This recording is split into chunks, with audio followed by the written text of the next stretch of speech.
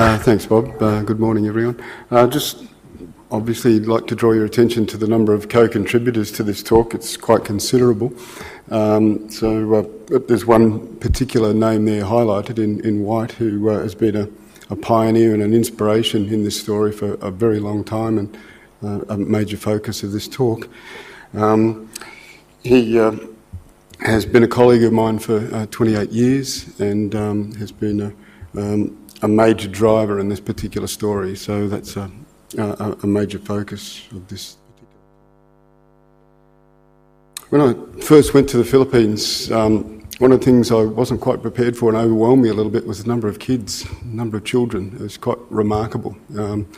When you're a foreigner there, you tend to take on a bit of a Pied Piper role. And you don a wetsuit and put a bit of zinc cream on your nose and spit into your mask is sure to get a crowd of about 10 kids at least. The one thing about the Philippines is that there's an overwhelming number of children, and they go down to the beach and they learn to fish at a very, very early age. In fact, since I arrived in the Philippines in 1982, there's been 44 million extra people in the country. So 44 million extra people since I arrived. And for those hard-nosed scientists in the audience with a penchant for drawing cause and effect relationships, I'm only claiming direct responsibility for 3 of those extra people.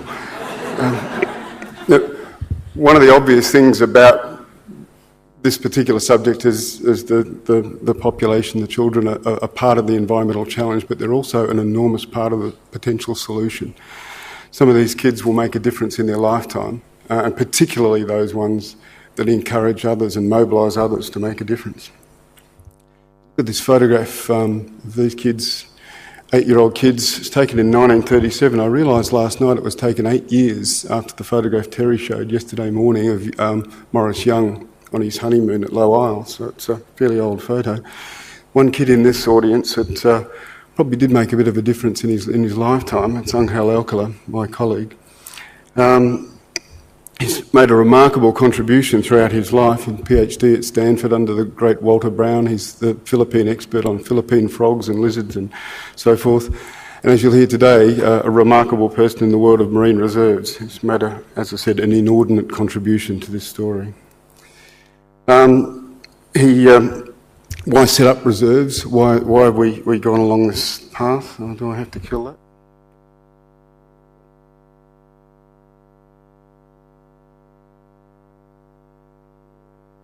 Do I have to kill that, guys?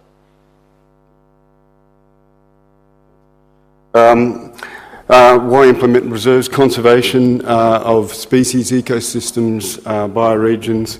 Reserves often generate alternative incomes, particularly from tourism, which will be an obvious part of this story as well.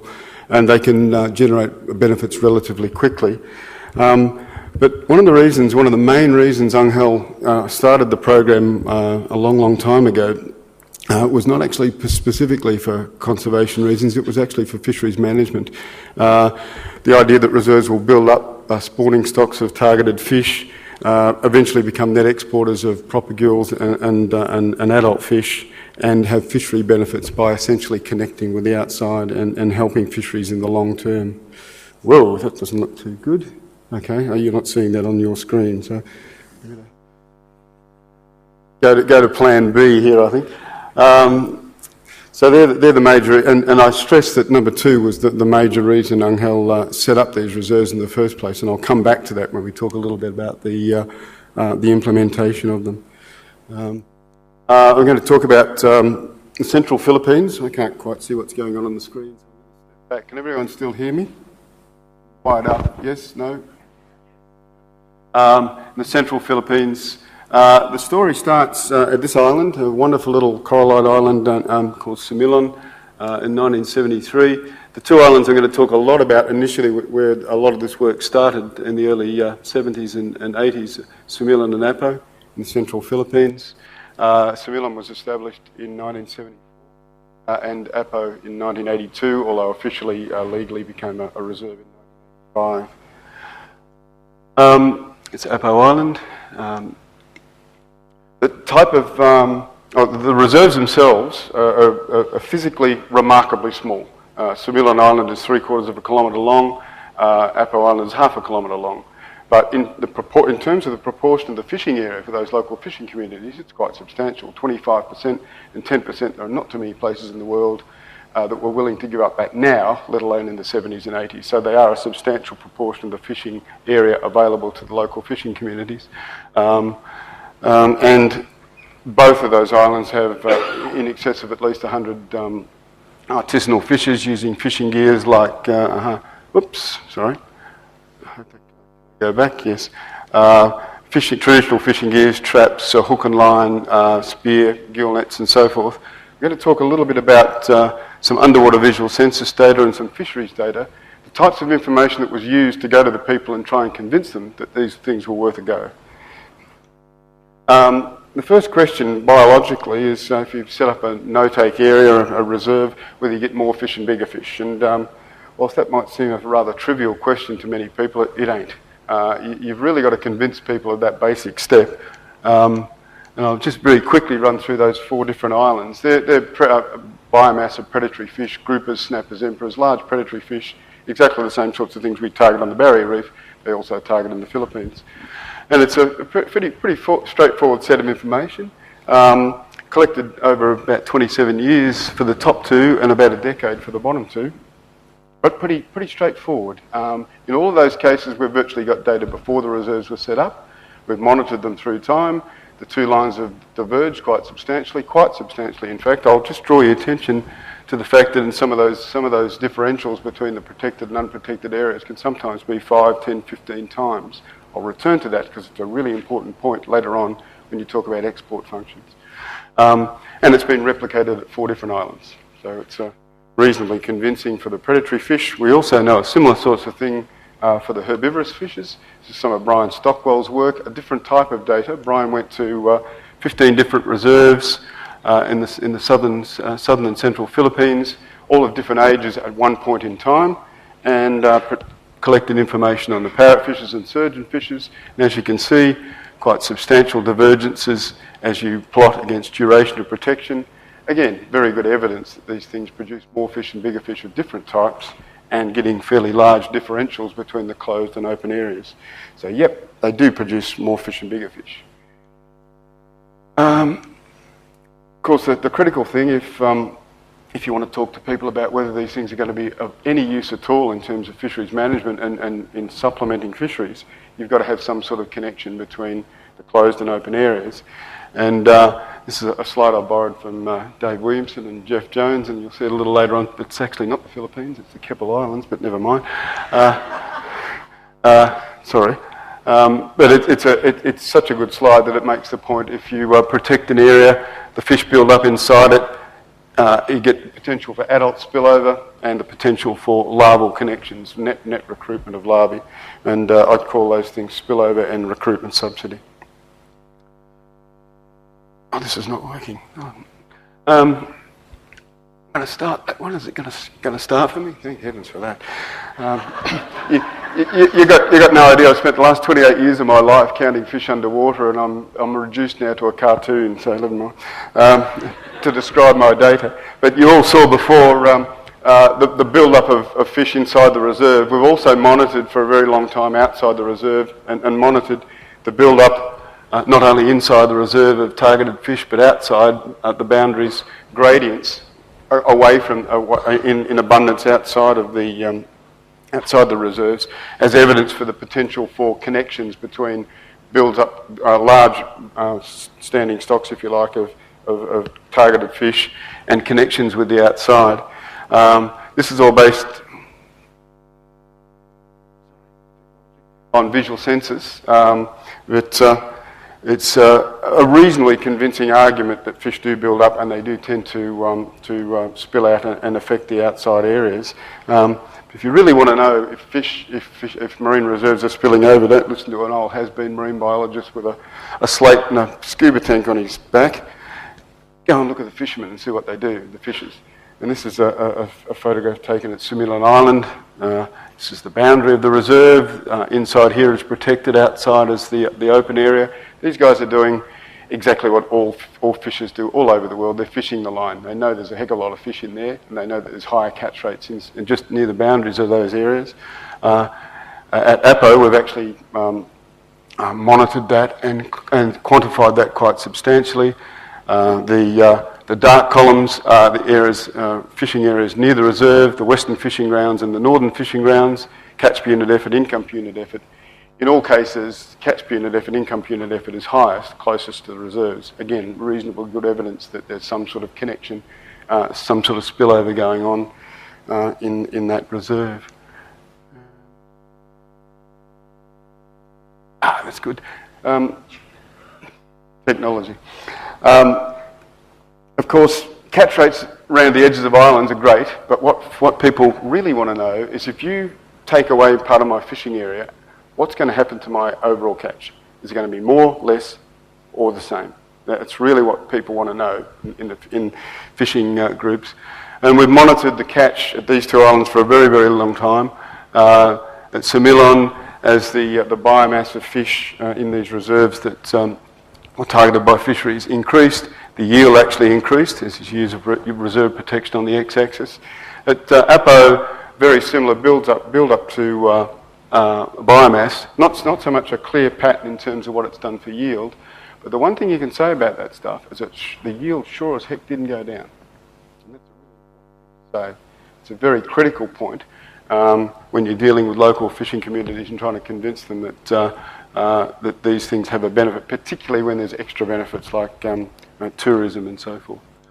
But the final slide on this is really a critical question. If you've got a reserve, how much does it actually spill over? What percentage increase does it add to the local yield? Because ultimately that's what Alcala tended to promise to the local people initially. And this is some work done by René Abesamis, did a master's with me at JCU, and it's a pretty important graph because it shows the effort and catch around the island, and you're again near reserve, northern and western fishing grounds, and the first thing you notice is that, whoa! Anyway, most of the fishing actually goes up on the northern part of the island. Traditionally they've always done it. It's related to an oceanographic feature that most of the currents hit the top of the island. And in the near fishing grounds, it's only 8% of the effort and 10% of the catch.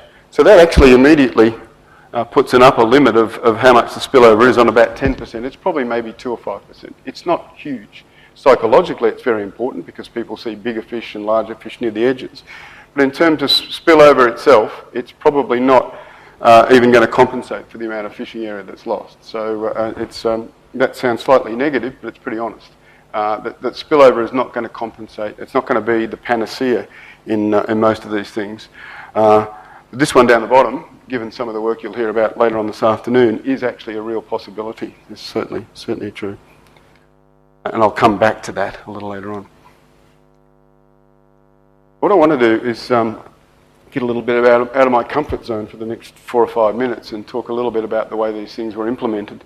Most of you know I'm not a social scientist, I'm a silly fish counter, but I stand in awe of the way the people who did this, how they actually went about it. In 1973, this photo was taken at the very first community-based management meeting at Sumilon Island in 1973.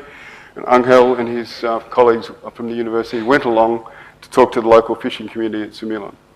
What they didn't do is walk into the room and say, right, we're from the university, we're going to tell you what to do. They did exactly the opposite. They sat down and said, okay, tell us your problems. We're really concerned whether our kids and our grandkids are going to have enough fish to catch. Why are you concerned about that? We're concerned because commercial fishers can come up the front of our village and take as much fish as they like and go away, and we can't do anything about it. Yes, that is a problem.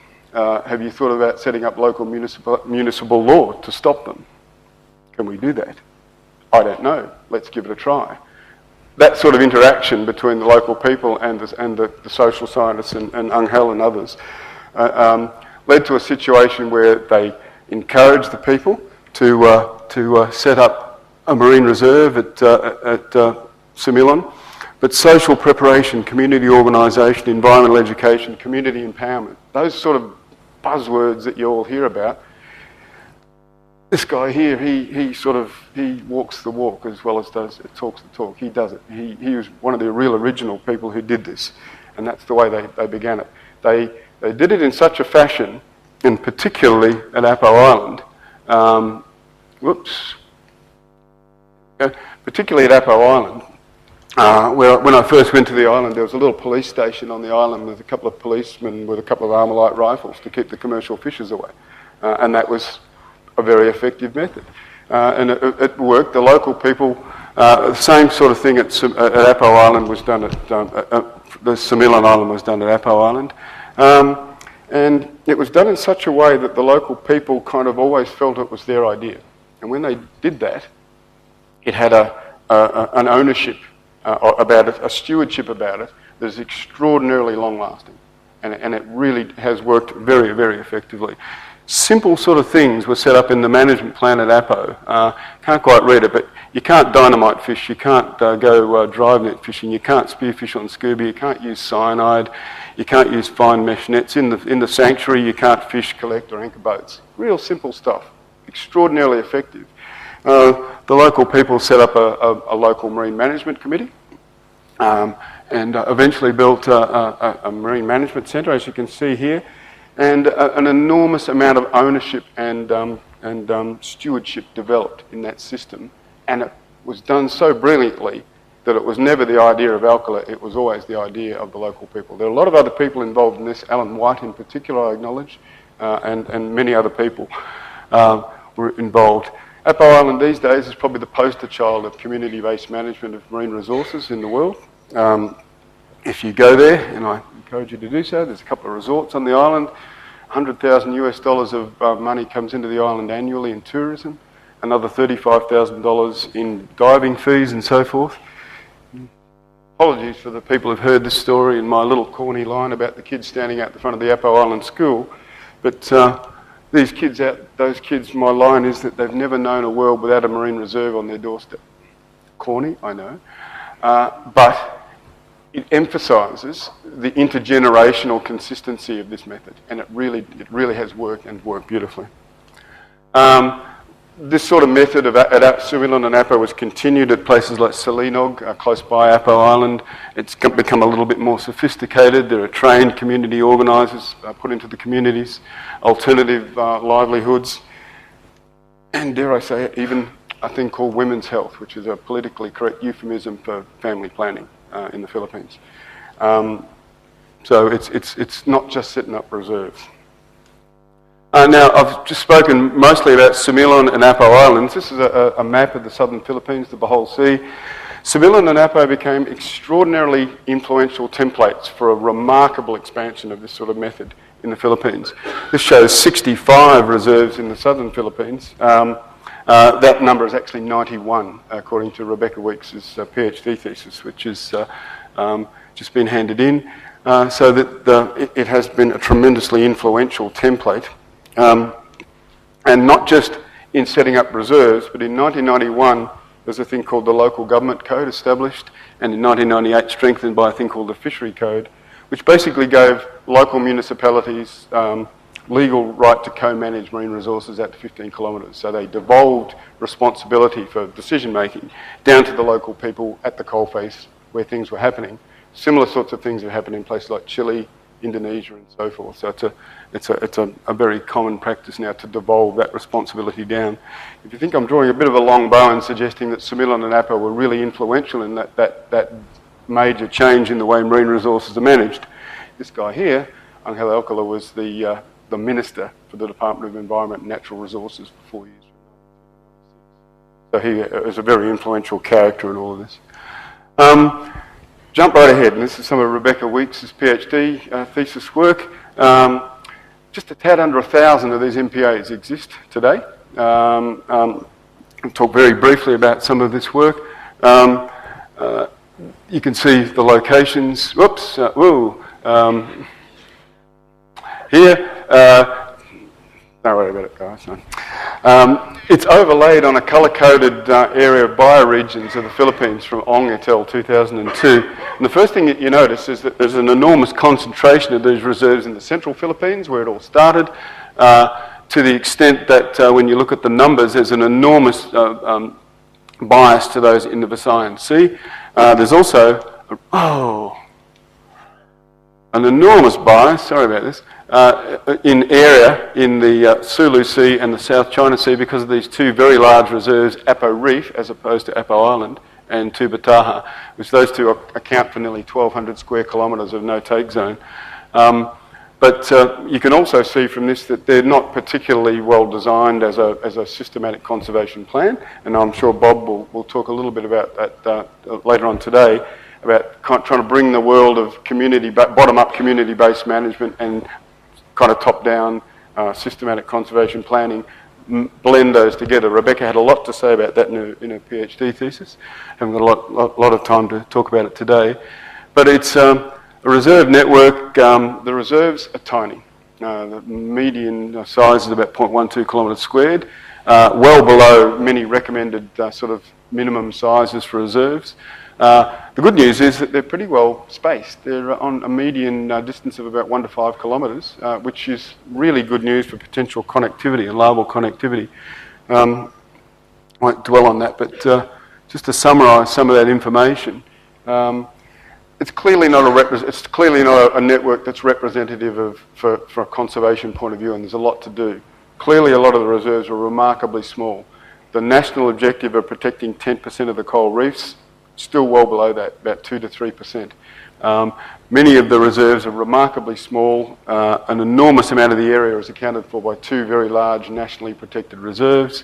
But clearly there's got to be a change, but gee, it's not a bad story. I mean, to me, it is it's one of the really great success stories in a developing nation, that they've rolled their sleeves up and really got on with the job and actually created something that is there to be improved.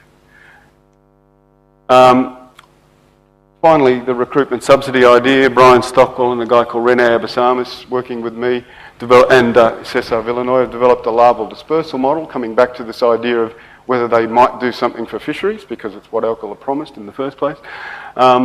We have developed a larval dispersal model for the southern Philippines, and I'm going to show you just a short simulation from 15 reserves on the southern coast of Negros, part of René's reserve work. The computer's not working, so I can't actually set it up again for you guys, but in that area you can see 15 kind of squares, which are the original reserves in a 30-kilometre stretch. And we've got a fairly sophisticated larval dispersal model now for the southern Philippines, and we're at the moment doing simulations on recruitment subsidy.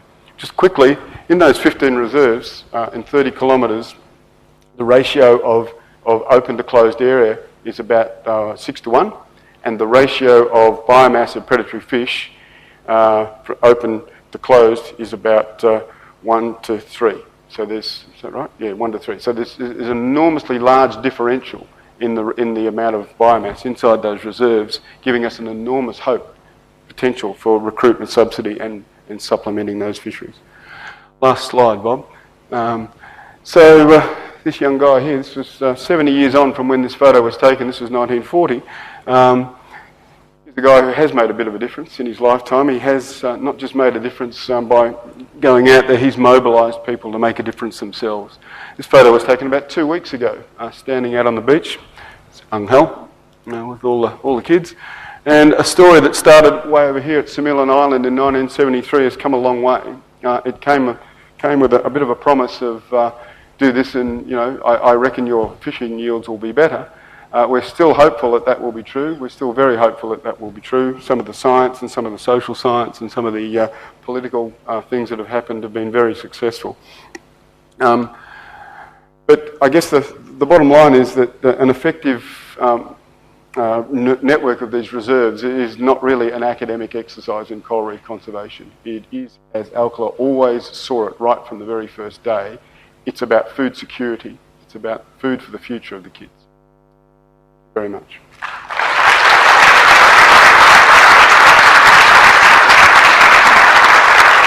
hope I didn't